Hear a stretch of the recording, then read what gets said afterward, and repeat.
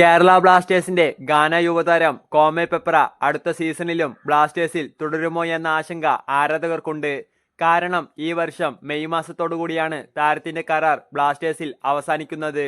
ഇതിനോടകം ബ്ലാസ്റ്റേഴ്സ് നൽകിയ പുതിയ കരാറിൽ താരം ഒപ്പുവെച്ചിട്ടുമില്ല. ഈ സാഹചര്യത്തിലാണ് പെപ്ര തുടരുമോ എന്ന ആശങ്ക ആരാധകരിൽ ജനിച്ചത്. എന്നാൽ പെപ്രയുടെ കരാറുമായി ബന്ധപ്പെട്ട് ചില അപ്ഡേറ്റുകൾ കൂടി ലഭിച്ചിരിക്കുകയാണ്. ജനുവരി ട്രാൻസ്ഫർ വിൻഡോയ്ക്ക് മുമ്പ്, അതായത് കഴിഞ്ഞ ഡിസംബറിൽ ബ്ലാസ്റ്റേഴ്സ് കരാർ പുതുക്കാനായി ചില താരങ്ങളെ സമീപിച്ചിരുന്നു.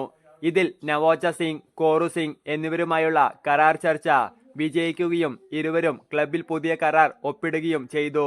എന്നാൽ ഇക്കൂട്ടത്തിൽ പെപ്ര മാത്രമാണ് ബ്ലാസ്റ്റേഴ്സ് നടത്തിയ കരാർ ചർച്ചയോട് അനുകൂലമായി പ്രതികരിക്കാത്തത്. അദ്ദേഹം എന്തുകൊണ്ടാണ് ബ്ലാസ്റ്റേഴ്സ് വാഗ്ദാനം ചെയ്ത പുതിയ കരാർ സ്വീകരിക്കാത്തത് എന്ന കാര്യം വ്യക്തമല്ല.